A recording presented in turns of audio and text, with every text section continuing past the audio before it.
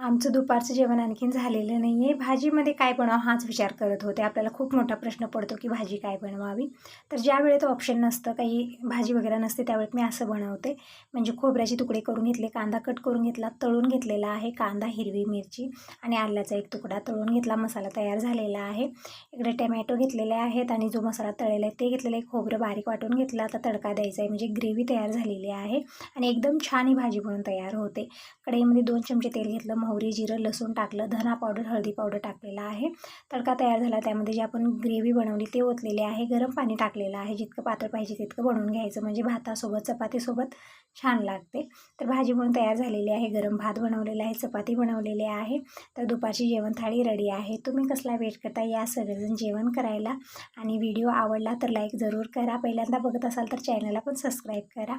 Bye bye, take care सर्वांना. श्री स्वामी समर्थ.